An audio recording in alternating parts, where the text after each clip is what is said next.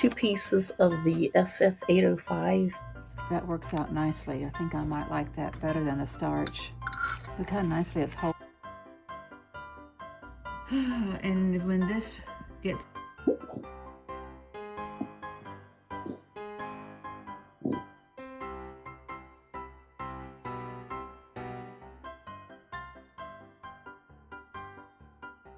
Hi, welcome or welcome back. I'm Dawn at the Lake, and this is Lakeside Quilt Making Arts. I'm going to turn some lights on, and we're going to resume where I left off yesterday with the video that was released late last night. I haven't touched anything, so I don't think we really even need to go into any kind of intro or any explanation about what's been going on from video to video. We're just going to jump right into it. Let me get some lights on.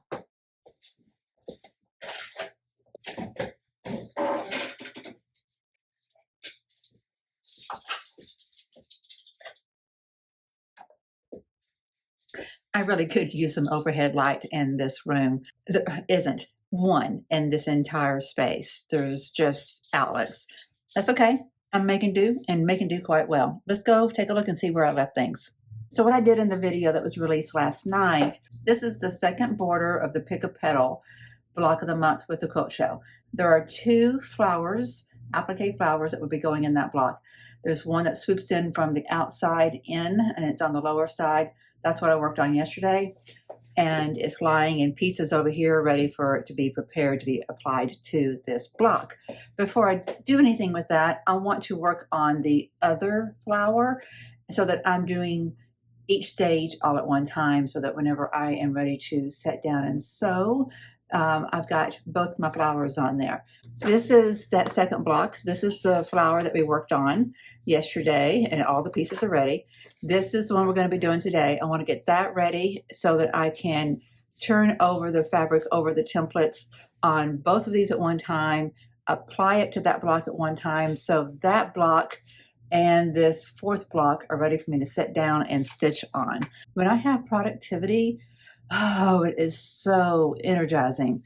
So I need to figure out, let's get this block off the wall. I want to look at it and figure out what colors I want to work with.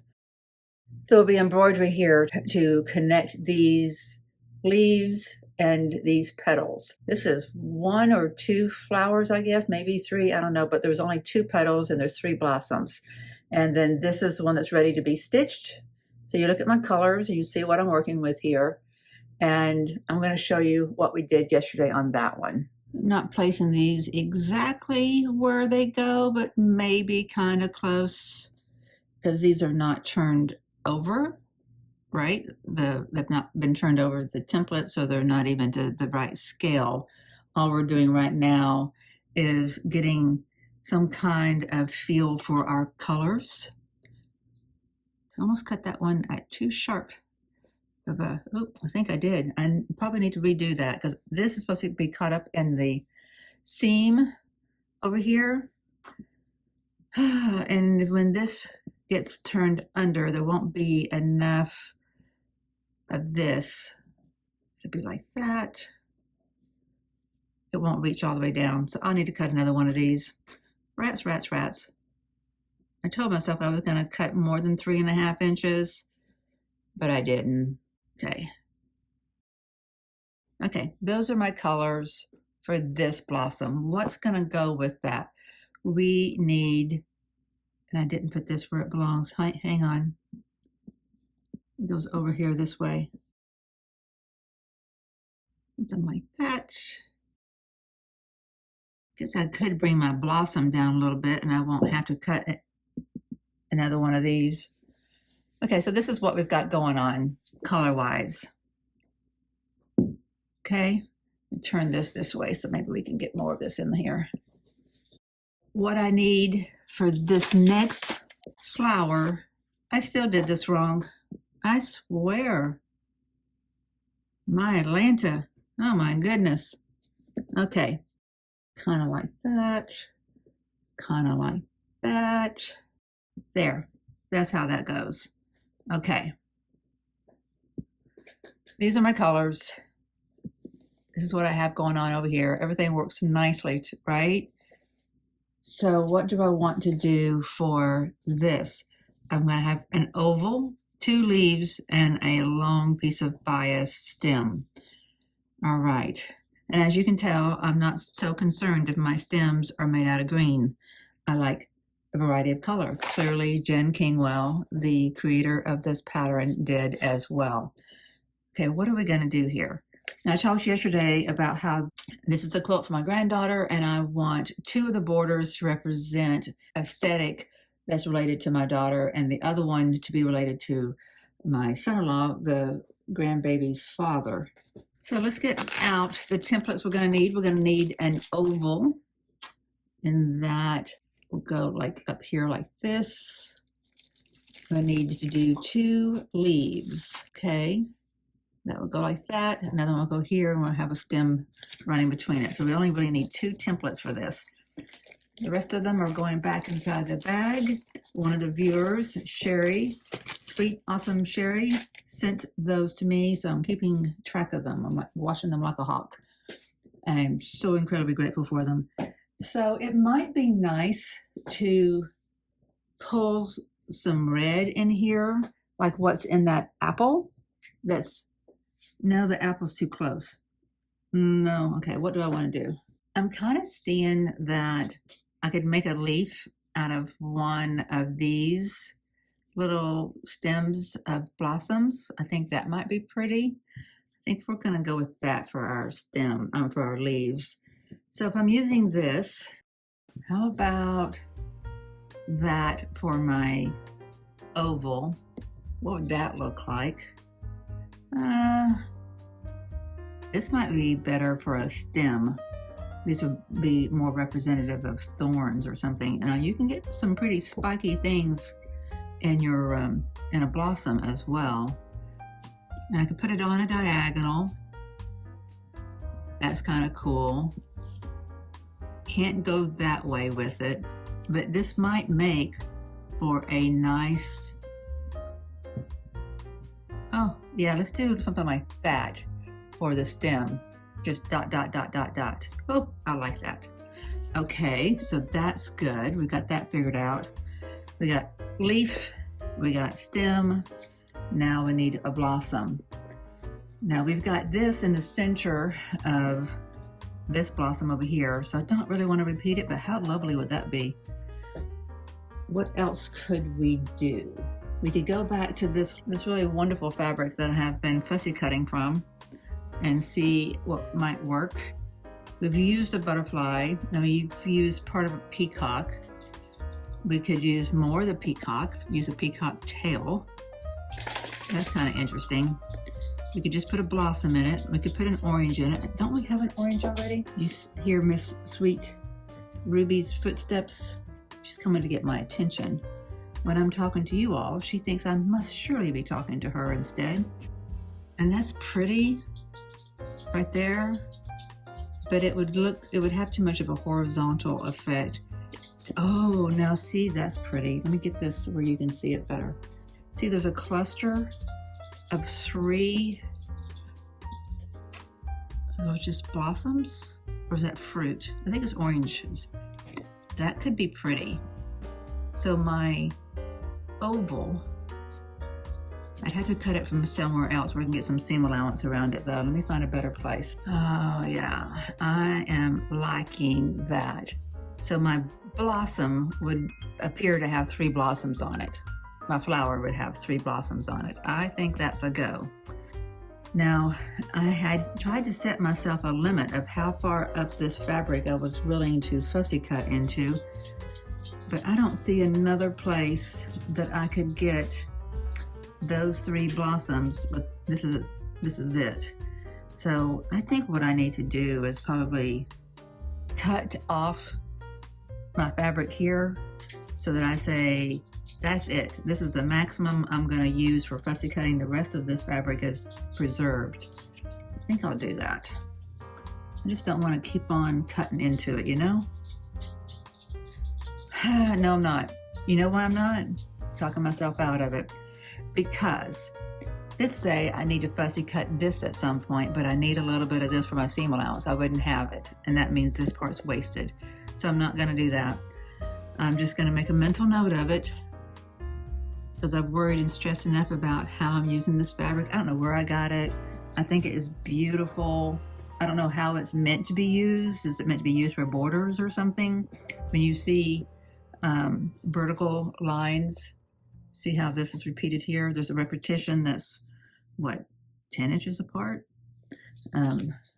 Is that fabric that's meant to be used for borders, sashing, or what? It's called The Spirit to Create by Free Spirit by Laurelwood by Brenda Walton. It is a beautiful piece of fabric. I just love the aesthetic of it. So yeah, that's what we're going to do on that. So let's get ourselves over to sandpaper. Get going. So I had someone suggest to me to put wood underneath my topper for my project table, and that would give me a little bit of a tilt, and that would kind of help me to learn what kind of an angle I need. I'm not quite sure. Maybe that's what, maybe 5 or 10 degree angle. So it's a good trial for me to figure out what's going to work. But one thing I have learned, if you hear this clanking, that's the sound of my new addition to the studio. I am now having to keep a ladder in the studio so I can see what you guys are seeing. I have to get myself up above the camera to look down so I can safely see what's going on. I don't need to use any little step stools, so I'm using a step ladder that's got a handle and things like that. So this is the one we're doing. I can already tell you that this angle is great. A little bit sharper of an angle is going to be better. But this is great. It feels stable. I don't feel like it's about to come off the front edge. Maybe I experiment with putting some traction underneath the bottom of it so it doesn't get pushed off the front of the table. Once I get a sharper edge, maybe that would be required. Okay, so let's get back to talking about quilt making and not altering my studio. All right, so we said we were going to do 2 leaves from this, and we were going to try to get it from these little arcs. I think we should be able to do that, no problemo. I still find it quite astonishing that a little bit of looking down is harder on me than being outside, moving stuff around outside. Okay, do I want to do like a big blossom on my leaf or more like that? Let's cut one out like that. We got plenty of this strip. Let's see what that looks like. First things first, I need to sharpen this pencil because it's not making a sharp line, it is making a fat line. Where's my pencil sharpener?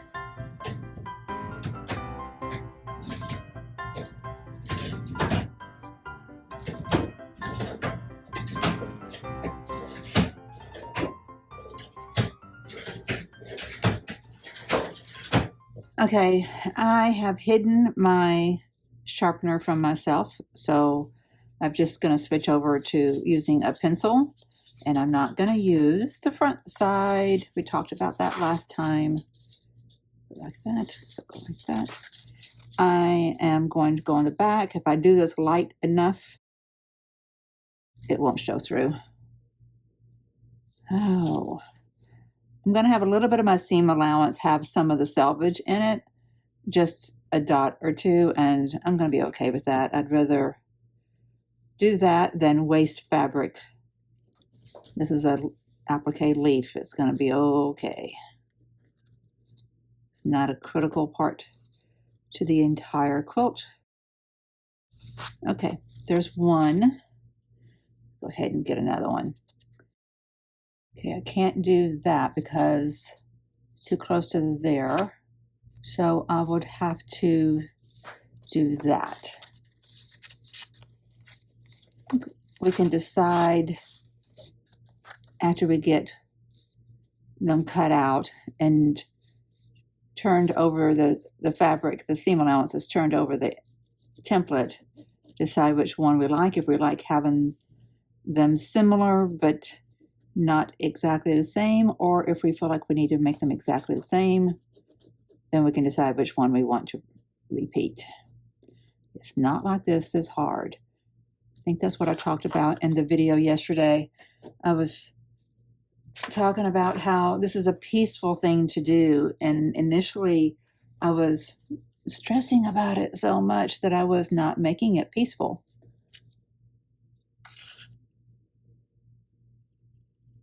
But it is truly, probably not enough of a seam allowance. Let's open that up a little bit.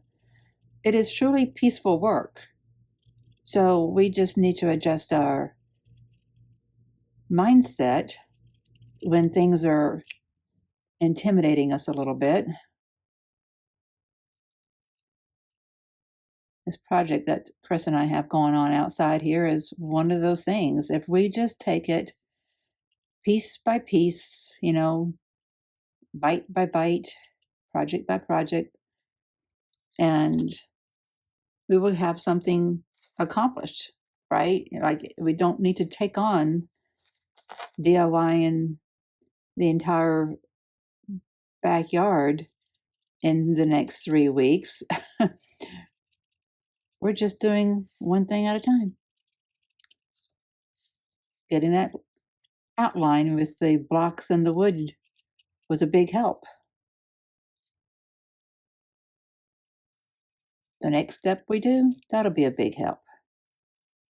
It all adds up and moves us forward, just like we do here in the quilting studio, right? Moving the needle, making progress. Before we know it, we have quilts made. Gosh, I want to rush through and get that pressed over the template, but I'm not going to do that. I'm going to stay the course. Okay, what's next? My blossom. Where did my template go? Hang on. Okay, so this is what I was going to do. Probably still am. But I just spotted, I could do something like that. Nah. I think I've done that before. Somewhere I know I've done that. I don't see it right now, but I know I've cut that out. Okay, so I want to stick with this. I really think that will be quite nice. I think that'll be kind of unique. So we're going to flip this over. That's what we're doing right there. I'm going to hold it so I don't lose track of where I am.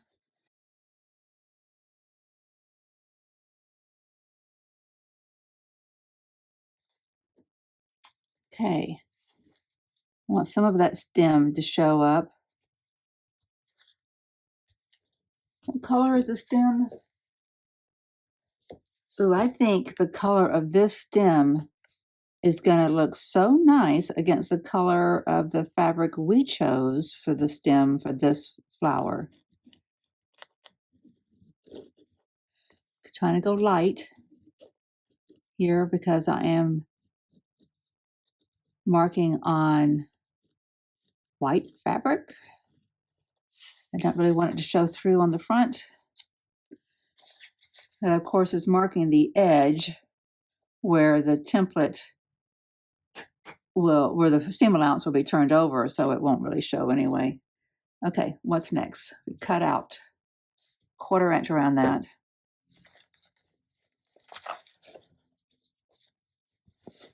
I think that's one of the things I was doing to make things harder on myself is once I drew this, I feel like I'm in the dark here. I need to add more light. There. I think that's one of the things I did to add some stress to myself. I'm trying to adjust the light here. Hang on. My lighting situation was set up for a lower table. There, that's much better. Anyway, what I was saying is that one of the ways I was adding stress to myself is that I would draw around my template and then I was trying to get exactly a 1/4 inch seam allowance. So I would redraw it and I'd mark that and that was way too tedious. The seam allowance doesn't have to be an exact science. I'm just gonna, I don't want to cut into this. I'm gonna just snip roughly 1/4 inch away and start there.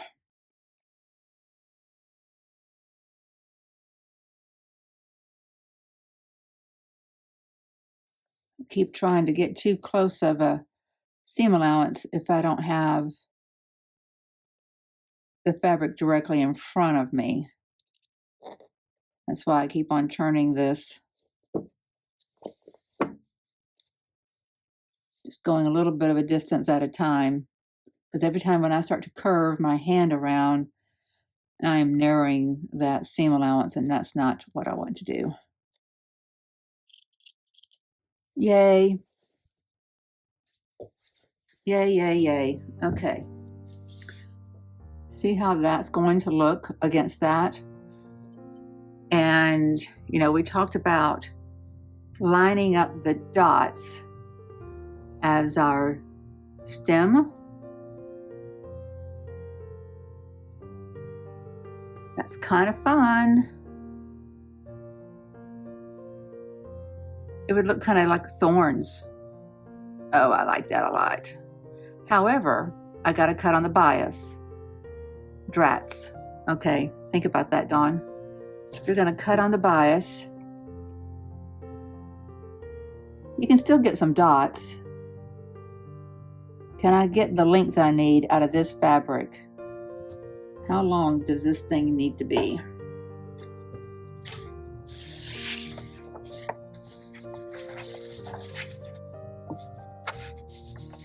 I don't know that I can get a good bias out of this. Oh my goodness. This is a longer stem. I could put it together, like I could cut 2 diagonals, and it doesn't have to be exactly a 45 degree. Right? It doesn't have to be exactly 45 to get an arc, but because that's a pretty steep arc. So at least this section of it, I would want to be on a good 45 degrees, so it would have the bias it needs to turn. But this is just a slight slope. I could get a longer run of fabric like that. It's still going to have some bias to it to get this curve, and then attach it. Nobody would ever know. I really like that idea, so I think I'm going to do that. I'm going to try. Let's see if it works. There's nobody cracking the whip on me, making sure I do this right. Just you all watching, criticizing from the comfort of your couch and chairs and wherever you're watching me. And I'm not saying that you're criticizing. I'm just saying that, yeah, there is a little bit of pressure because there are people watching. But actually, I'm noticing to get these dots lined up, see how this line is not lined up with the exterior of that fabric over there?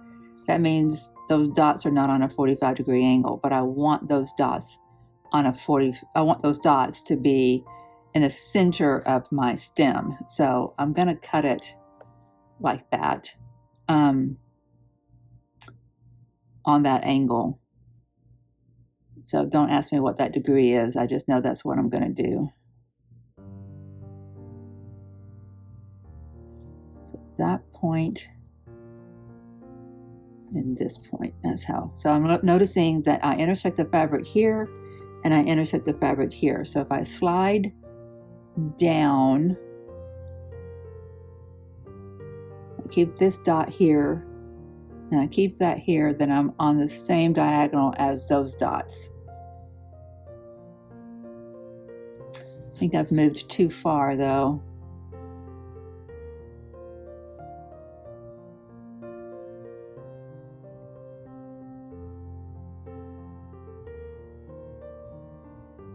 Yeah, the 1/2 inch mark, and then that intersection right there lines those dots up. Okay, yeah, so it's this intersection point and the 5/8 mark down here that lines those up. So I'm going to come away from those dots, 1/8 of an inch. Make sure that I'm on the same, my line is going to be at the same directions. Should have kept my sandpaper underneath this. Okay, good. All right. So now that I've got one line drawn, I can line up on that line to draw my 1/4 inch.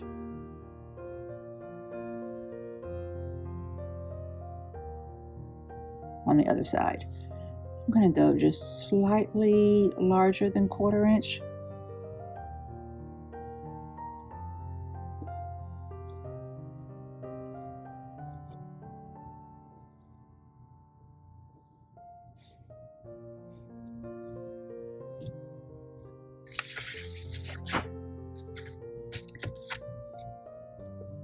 Okay. Cut out my seam allowance.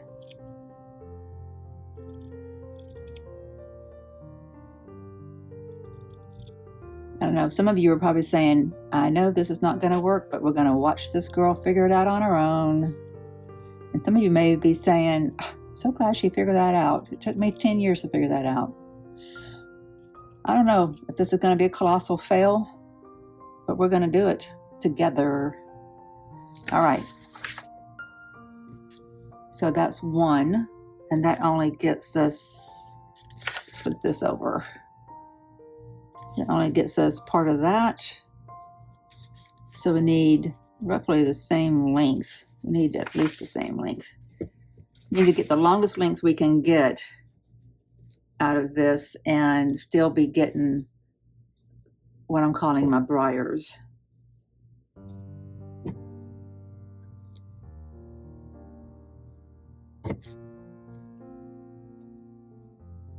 I'm going to get a longer ruler. So I still want a diagonal, but it doesn't need to be a 45.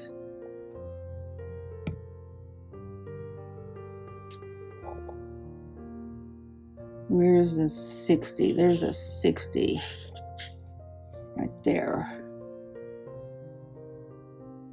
That's the 60 degree. Oh, let's see if we can.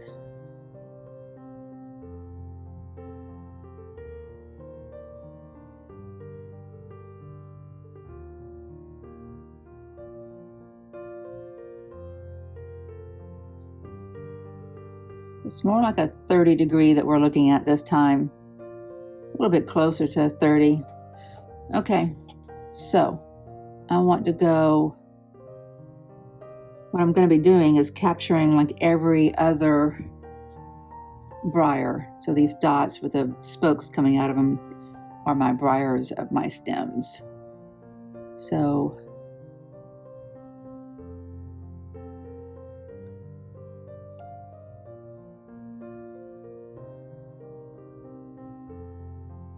trying to figure out if I slide this down, how do I make sure it's the same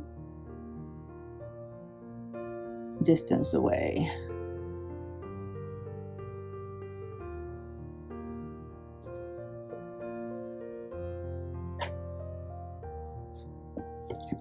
So I'm using this to make sure that the edge of this is 1/8 of away from the center of the dots. If I want those dots to show up in the middle of this stem, that's how I do it. Again, why did I not keep my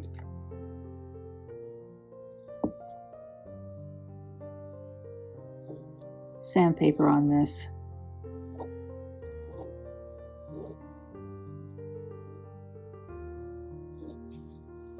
I'm putting sandpaper under it for the next step.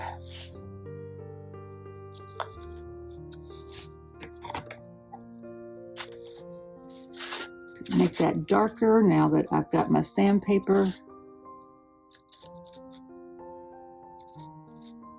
My light is coming from the wrong angle for this. Ouch, shoot. hot.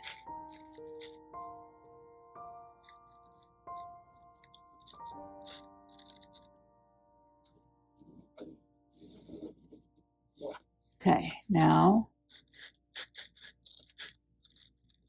just going to go over.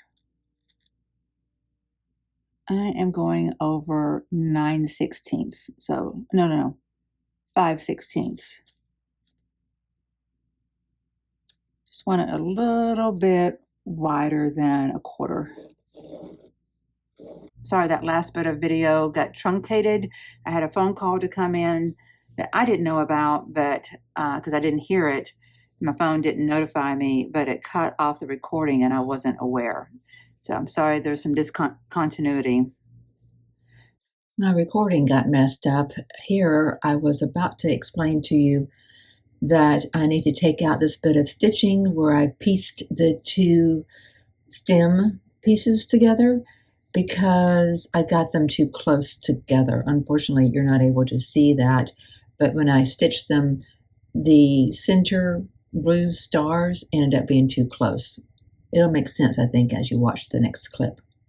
I had to reposition the camera because I knocked the tripod because I was in a rush to get back over here to you guys.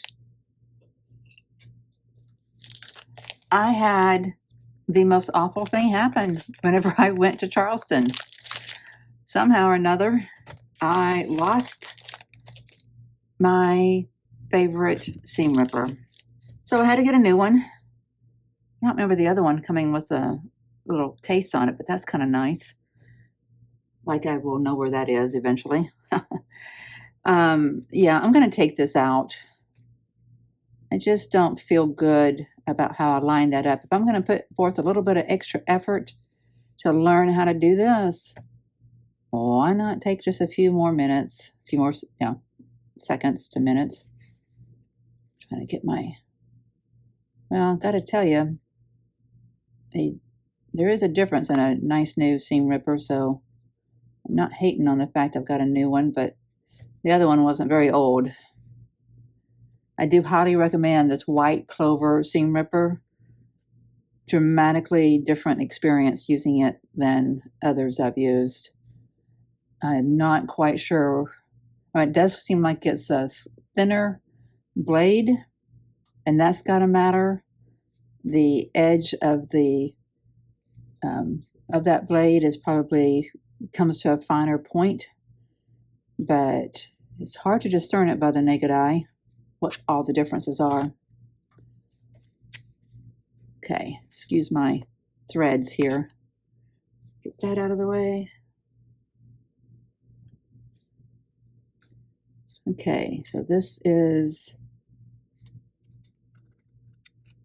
what's going on top.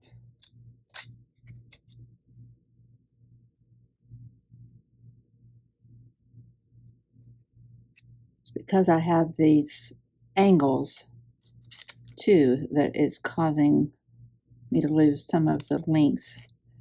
Okay.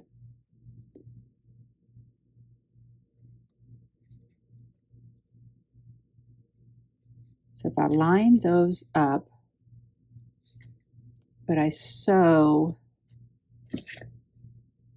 like right there, that's going to look better.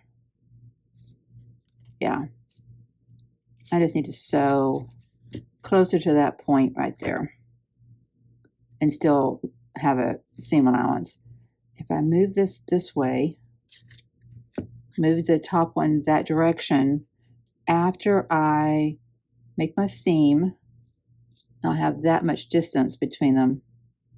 That's looking more natural, like a more natural flow. I'm going to come a little bit higher up, make the minimum seam allowance so that you get more of this spoke here. That's looking far better. Okay, hold that with a good pinch, take it over and make a minimum seam allowance.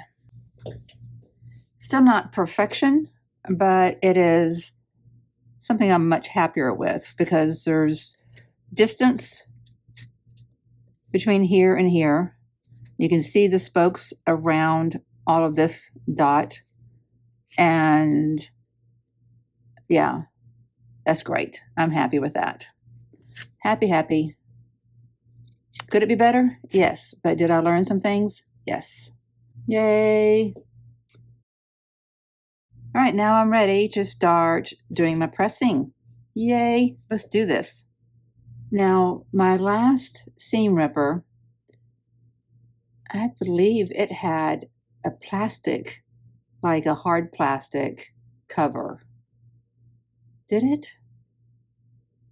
Can't recall. I'm hoping that it will show up yet. Let's get things put away.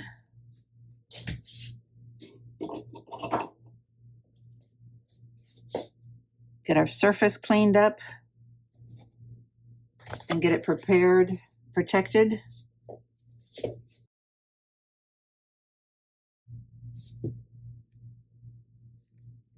I want to make sure that these templates don't get anywhere close to the iron, so I'm going to have them in an elevated position away from everything. I have all my fabrics over here, my applique pieces. Oh, you know what? Before I put away the sandpaper, I'm going to recut this because remember I thought it was going to be too short. So let's do that quickly. You've already seen me do that once, so I'm not going to do it again on camera. Okay, so this is the length we had. So let's just make it longer. Why don't we go down here, Dawn, instead of keep on creeping this way? If I go from here to there.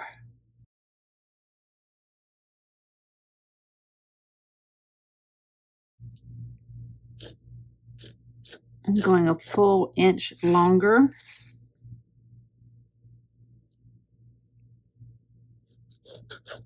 Which is going to be excessive, but then I don't have to cut another piece out of it. I'd rather be safe than sorry. That's kind of the approach that Chris and I are taking with this pond. We are going to over-engineer instead of doing something and hoping it holds. We're talking about 2,500 gallons of water. Fortunately, Chris is the type of person who can understand the math that goes into figuring all this stuff out and all the engineering behind it. He's not an engineer. He's his degree is in computational physics. So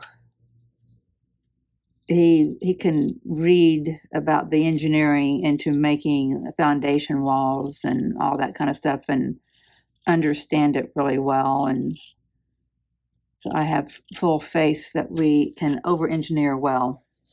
But it's better to overdo than to under-prepare and have accidents and waste time, money, and frustrations. Same thing with this. Okay, so this one is ready. It's way too big of a seam allowance. Oh, you know what I did? Did any of y'all notice? I was thinking about Chris and the over-engineering, and my brain was checked out. So all I needed to do was cut on the pencil line because that already included my seam allowance. Standing here right now, cutting this out, my right front rib feels like it's in a pretty decent spot. And I am thrilled about that. I'm not quite sure why that is. When I woke up this morning, nothing felt like it was in the right spot. But I've worked on moving things back into neutral and it's paying off. Okay, because I don't feel bad and I've been looking down, but I haven't been looking straight down. This is an angle. If I can get this at a little bit more of an angle, I'm gonna be a happy girl, I think. So I keep my parchment paper underneath this mat. I need to use the natural color parchment paper so that I don't ever confuse my freezer paper as parchment paper, because if this was actually freezer paper and I started to iron, I'd get gunk all over my wool mat and I would not be a happy camper. Okay, I'm not going to do my stems right now. I want to do the more fun ones. Actually, I might want to do this one because it was kind of interesting, right? Let's do that. Turn on my iron. Did you guys notice what else I have repurposed? This is a stainless steel spoon rest, and it is working out great to hold this. This holds it up off that, so it's never really ever touching that, but it's easy to plop it down. You're not trying to having to balance it on anything, and this is not going to get overheated. I'm so excited about that. So I'll keep it back here so the cord is out of my way. Get my fabrics back over here while this heats up, because I don't want to mess up my fabrics as I'm plopping my iron down each time. Let's get the seam allowance opened up. Okay, now I'm looking down more. You can notice already that's not going to work.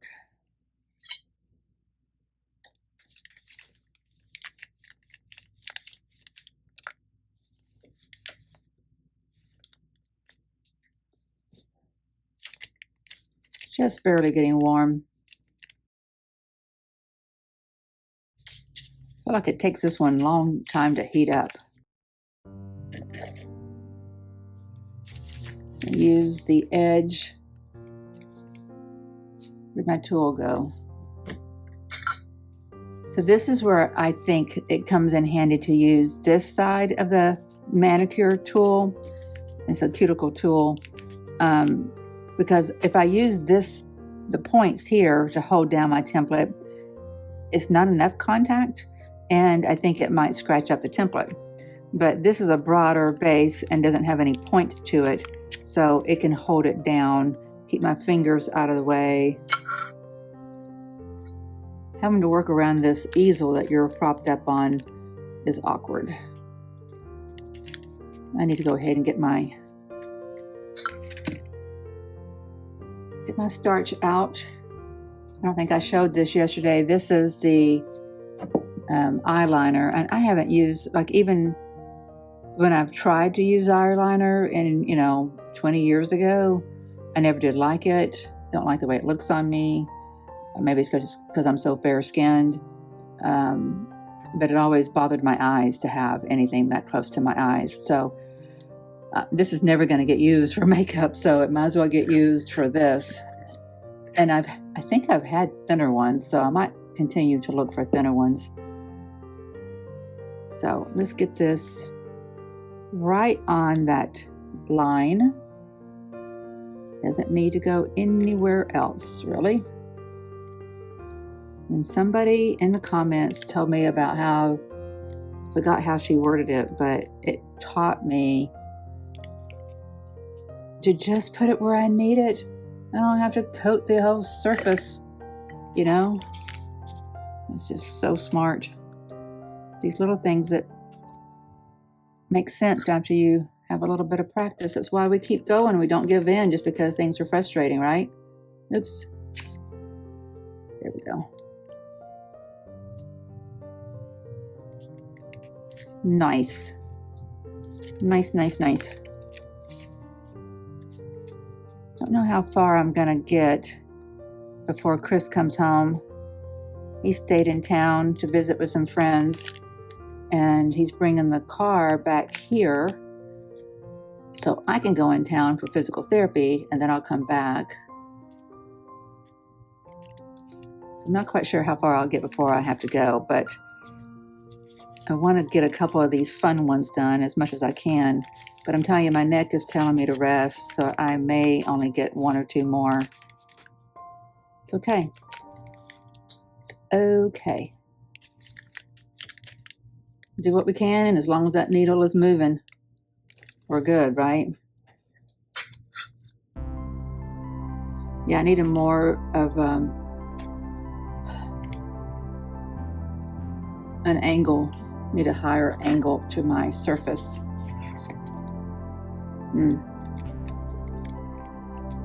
Before I know it, I'm gonna have such a sharp angle on my surface that nothing's gonna stick on it. It's okay, I'll figure it out.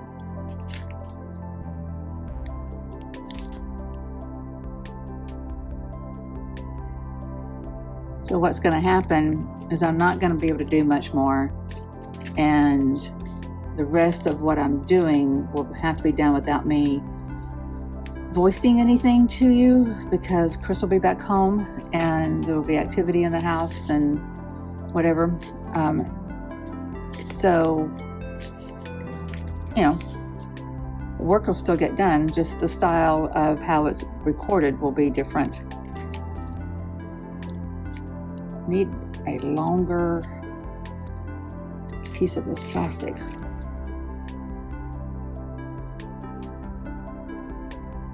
No, I don't need to tire my neck out before I get in the car and drive. So I'm gonna have to just get to the end of this one and call it good. That's a little frustrating. But it's a learning lesson. Putting the angle to this topper helped. I just need more of an angle. If I'm able to still have any energy this evening, I can come back to it after I've rested my neck. Let's see. When I do, I'll put a higher angle to the tabletop.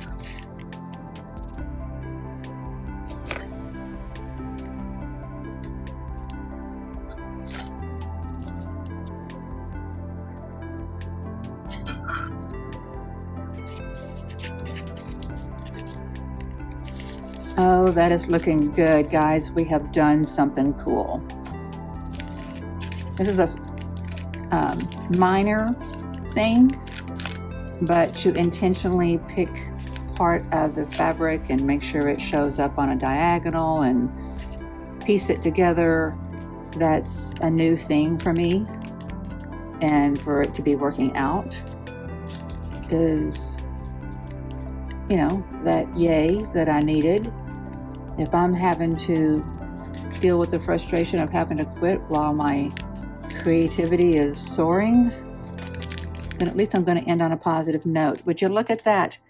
Isn't that a good stem? I love it. I love it. I'm still frustrated, but I love it. Put that template back. Let's look and see what this looks like on here. Let's see, where did it go? It goes like this. It's a pretty good arc here. Yes, isn't that gonna be cool? I love that for my stem. It is amazing the little things that can excite us, right? Isn't that gonna look great? Make sure you can see that. Awesome. This is the one that's gonna have the oval like that. Of course, it would be sized down. See what I'm saying about the colors? This stem looks like it came out of there almost. And then we'll have, where did my leaves go? One goes down here. I'm gonna do this one this way. One goes like that, and one goes like that. That's cool. That'll be fun. So yeah, I'm a little frustrated. I gotta stop. But if I stop now before I get overly fatigued, maybe I can rest, do some exercises, treat the inflammation that's building up, and then maybe I do a little bit more before I have to go into town. And then maybe I still have the energy when I get back to put in a little bit more effort when I get back, keep on moving that needle. We'll see. That's what I'm telling myself, so I don't get too frustrated, that I'm leaving some effort on the table that I can use later. Does that make sense? Some energies, effort, and I think it's wise. But I certainly don't need to make things worse, right? All right, so let's stay tuned and see how this goes. My friends, I got some progress made, but I didn't come back from PT and do it. This is the next day. I came back in today into the studio and I finished all those pieces that we were working on whenever I left you last, which for you was seconds ago.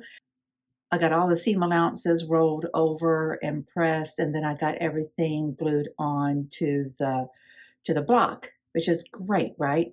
I really think one of the most beneficial things I've learned is the concept of turning, rolling my fabric, not flipping it over or pushing or pressing it. This whole concept of just rolling it over. That's what I learned from the Missouri Star videos that I watched that was recommended to me about Applique, the 4-part series. Remember I mentioned that earlier? That's helped me a lot. I think that gets my seam allowance pressed up against the template more smoothly. I really gave some really liberal seam allowances here.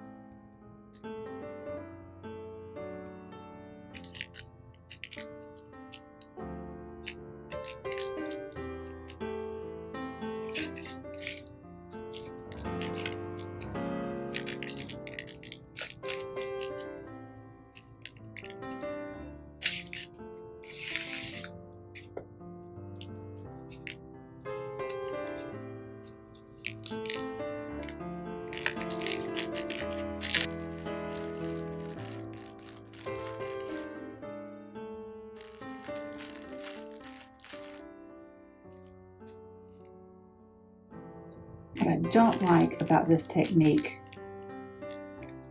of not taking out any of my corners is that you get these little dog ears. And I don't think I like my dog ears.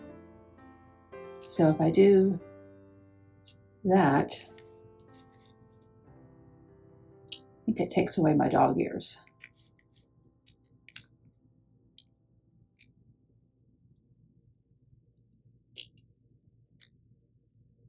Because I can just wait and do it after I get it turned over.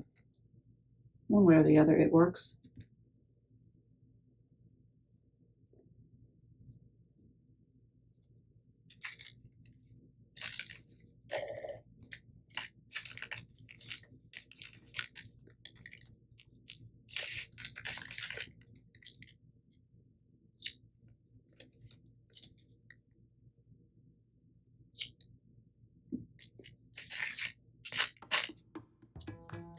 See if we like how that works.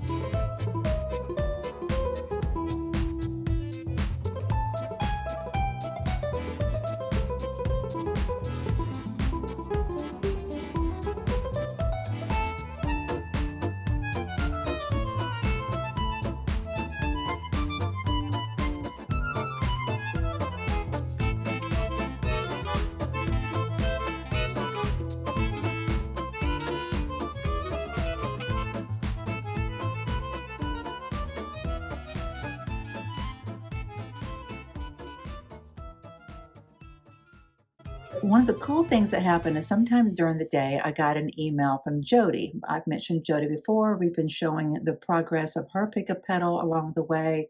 And I've shared with you that she has her own YouTube channel that she started maybe 3 months ago, something like that. Well, Jody is very prolific. So when she showed me her pictures of her pick a pedal, which are just fantastic, right? They should be on the screen right now. They just look fantastic. As soon as thequiltshow.com releases templates or whatever the work assignment is for that month, she gets it done like that. So I asked her today, how long does it take her to get her work done?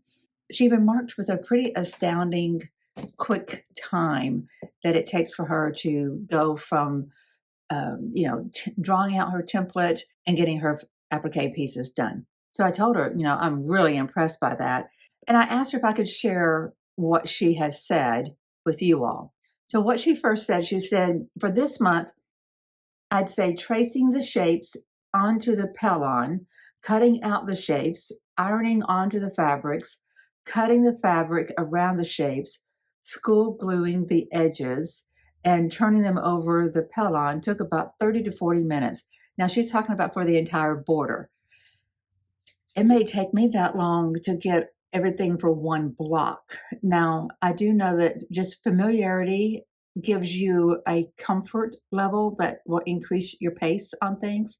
So I'm trying not to feel too intimidated that she's just, you know, blowing my doors open with how fast she's going, right?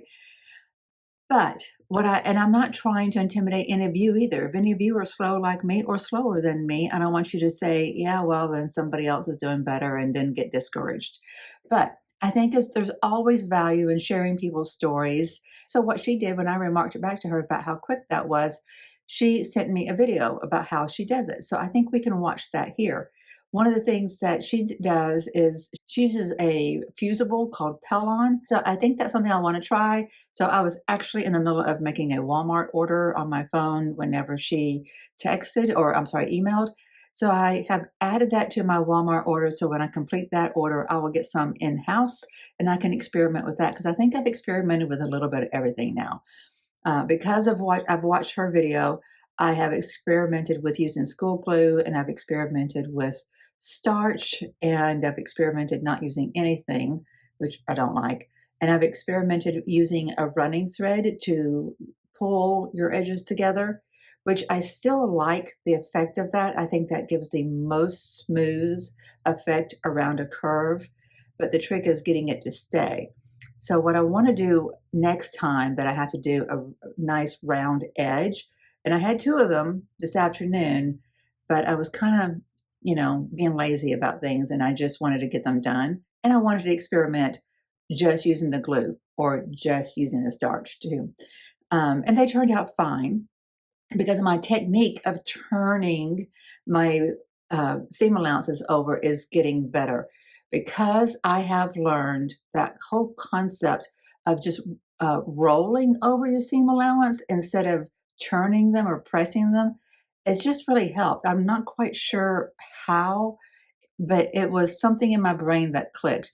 If I'm just holding down my piece of fabric and then I'm taking this tool and I'm getting under the fabric and rolling it over, it just makes all the difference in the world.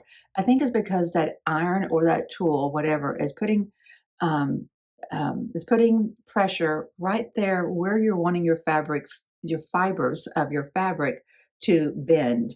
I think maybe that's part of why it is more effective. But it really is more effective when I think about just rolling that seam allowance over the template. That's one of the things that's helping me to make a smoother edge on my round or oval applique pieces. But it's still not quite as smooth as whenever you put a basting thread through there and pull on it. So I think what I'm going to have to do next time is use a basting thread and the school glue or basting thread and the starch using that combination because the basting thread is awfully nice about how smoothly it creates a nice arc. So let's watch what Jody sent before we go any further. Hi, Don. Hey, Jody. Just wanted to show you how I do the appliques so quick, or at least I think it's quick. Thank you so much for this video. This is probably one of the weirdest shapes we've had. That was one of the weirdest shapes we've had. And it's one of the first ones I did. So it intimidated me, but that's kind of par for the course for me. I'll just jump into the deep end because that's where I'll learn a lot.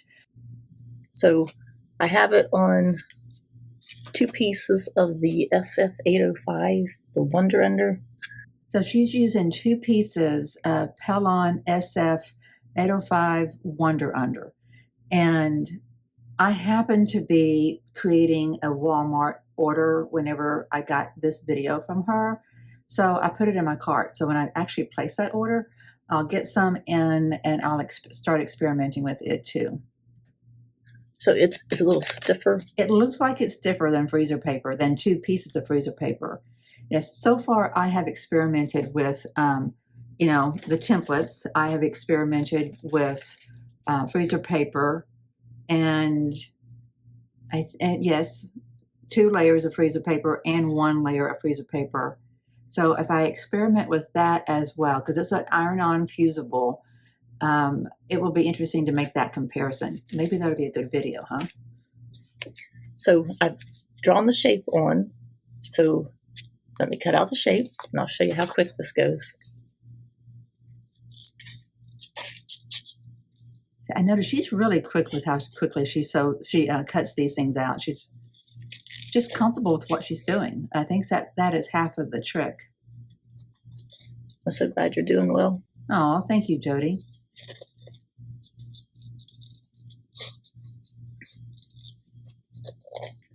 I'm having knee problems. Oh no. I'm going to go next week and get a shot in the knee. Cortisone shot in the knee. If you know, you know. Those are never fun. I'm sorry, Jody. Yeah, I guess it's cortisone. Hope it helps. They tend to be worth it though, right? Or we wouldn't do them. I'm not looking forward to that. Beautiful fabric. Okay. So I have my shape cut out. See, this is neat. She just takes a little piece of parchment, so she doesn't have it covering her entire surface. And I don't know why I feel like that makes her a neater person to me. I feel like I gotta, cover everything in the parchment paper. But it really is just the area of that applique piece that needs to be covered. Again, it's about being comfortable with what you're doing and your processes. And I have my fabric. And I have just a piece of parchment so that I don't get glued everywhere. So I'm going to iron this to the back of my fabric.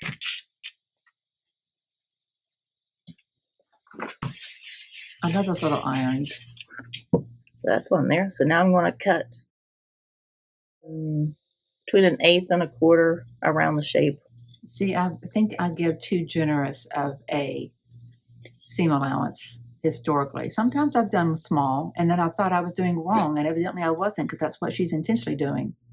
Some deep curves on this shape. And she's got it cut out like that. Okay.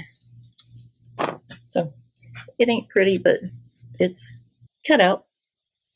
So in these deep curves, I'm going to, let me see, maybe you can see from this side, I'm going to cut up to but not into. Yeah. And then maybe one that way, one that way. See, this is what I did. I thought I was doing wrong. Kind of like a crowfoot. So now I've got these little. So far that is reinforcing to me, giving me some confidence, because I thought I had done wrong because I did it that way. And it's what she's doing.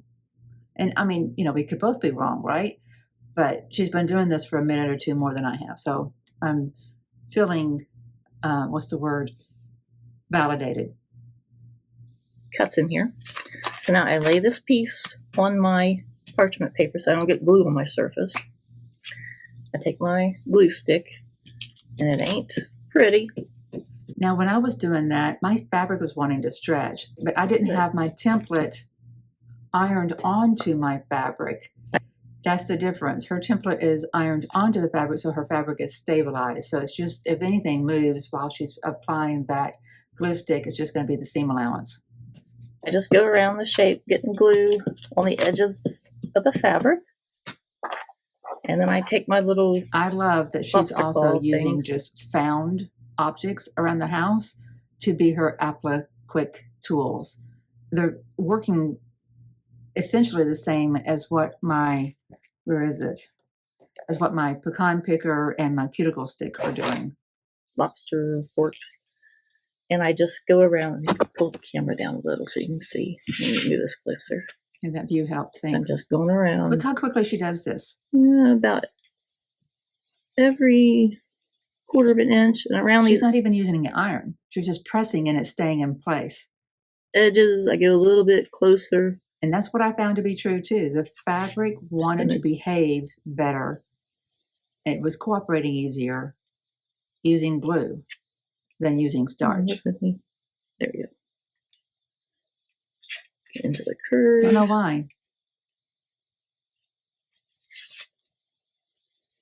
You would think applying starch or something that softened the fibers right there where you need it to go over the template, that would be the trick. But this is working so much better. Up the next hill. It looks fantastic, Jody. Spin this around.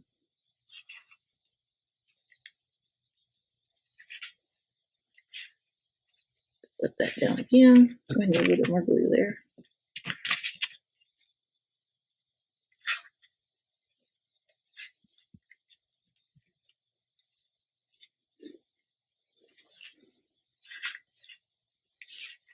And I'm just using just a generic brand. It's washable, acid-free Voila. glue stick. Looks great. Let me flip that over. And there, Yeah. a little more glue there. A little smoother edge. That's great. And there's my shape.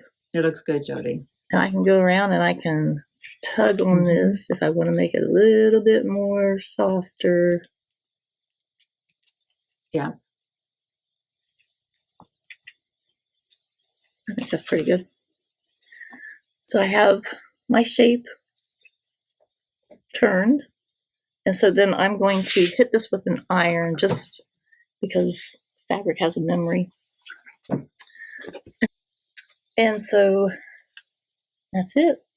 And when I want to take this off the paper, I just make a little stab it in the back, run my little fork in here, twist it around, and pull up one side, and the paper She's not being precious with it. comes out. Then I just push my pieces back down. So I hope you can see. Yeah, I can see. I hope It looks good. the views I gave you were good. So Yes, the views were great. Thank you. that's how I do it. And then I'll just lay this down, and then I will whip stitch and visible stitch it down. But that's how quick it is just to get a piece. So catch you next video. Bye. That looks fantastic. Thank you. Thank you so much, Jody. Thank you, thank you, thank you. I really appreciate the fact that you took time to do that. All of you who are watching, go over to her channel. She is great about showing what she's doing every week. So go check out Jody's channel. Every week she's producing a video showing an update of what she's done. And then she does some how-tos. It's a nice little blend. But she's been doing this a lot longer than I have. So she's got some great tips. And the latest big tip was about binding. I really enjoyed that one. But Jody, thank you very much. I appreciate that you took some time to help us understand how quick and easy and I think how important it is to be just at ease while we're doing this work and to not overly think it, which I'm really bad about doing.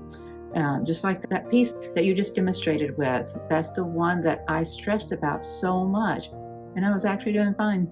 Who knew? I've gotten quicker, and the reason I've gotten quicker about all of this is because I'm getting more at ease. Every time you try something, you get more comfortable with it. And then the second time, third time, 10th time, it goes faster. And like I was saying, it has really helped me to learn that concept that I'm rolling my seam allowance over instead of ironing it. I don't know why that made that flipped a switch in my head and gave me a sense of comfort about what I'm doing and a comfort about how I'm using my tools, but it did. So my friends, I hope there's been something in this video that has helped you, encouraged you, motivated you. Please leave me a comment, and please leave a comment for Jody too. Please leave me a message in the comments if there's anything that you saw that I can get a little bit better about or make some corrections about, or I'm not afraid of taking a compliment either if there's something that you saw that you liked.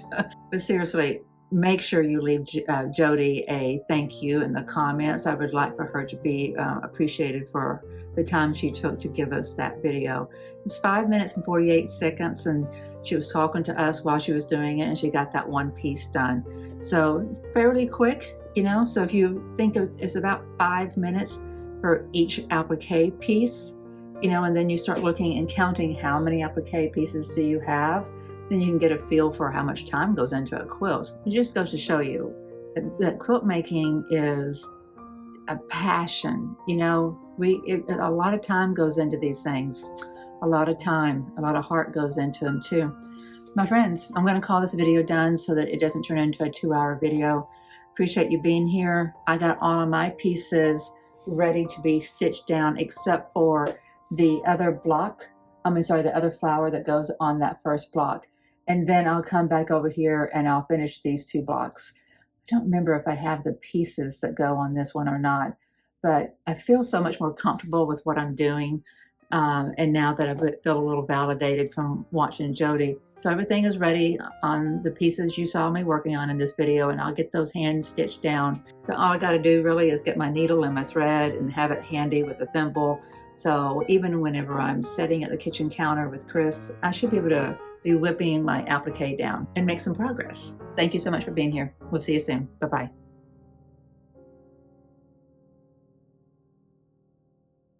One of the things I did while I was gone yesterday is I got to go see Betsy Ross for the first time and hold her in my hands. And she's so precious. She's bigger than what she appears to be in the photos. And I've told my niece that she needs to put something in those photos that gives scale reference, because I kind of imagined her to be like this big, but she's a little like a loaf of bread like that big instead of this big, but precious. And I can't wait to have her in the home.